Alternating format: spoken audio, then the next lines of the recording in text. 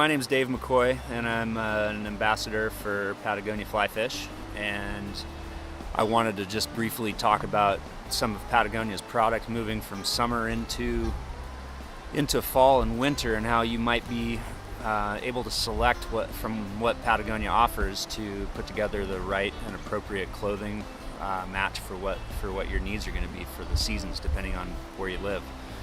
In the Pacific Northwest, we have 4 legitimate seasons that we have to deal with regards to our layering and our clothing.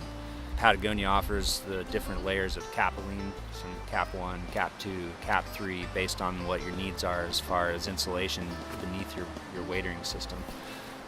Starting from the bottom up, socks on into your base layer underneath, I think that it's critical that you think about what socks you're wearing. Are you just stepping into the water? And if you are, what temp is that water? How deep are you going to be and how long you're going to be in it? So I recommend you take those things into consideration and look at the various different capelline socks that we have available through Patagonia for getting the right fit, so that bottom that's going to be exposed to the water the most is taken well care of.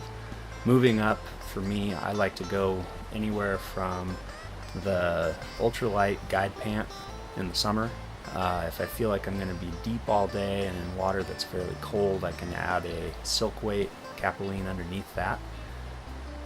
So when I go from summer to fall, I will layer considerably, going from a t-shirt to either a light to expedition weight or silk to expedition weight capelline zip neck top, and then under that or over that, at times I will wear the sun hoodie. And then as I get into more of the legitimate fall, everything ramps up. I start taking away the sun hoodie and I start going to our zip up nano puff hoodies, or even if you want, going to the full down zip up jackets and then covering those with either torrent shells or the river salt jacket.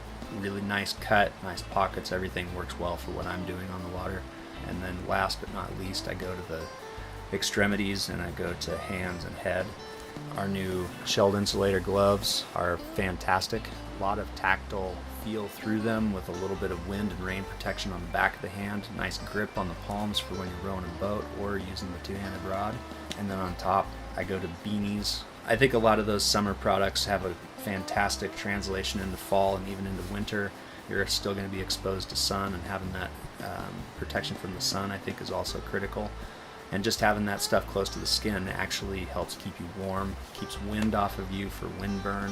I'm using those sun masks and even sun gloves occasionally throughout the year. I can't stress enough that versatility is key. If you just bank on everything being one way or another, you're going to constantly find yourself over or under insulated. And the layering process that Patagonia provides, with all of the different silk to expedition weight base layers all the way up into the insulation layers and into the outer layers, gives you as much versatility as you could ever want. And I think it's all been engineered perfectly.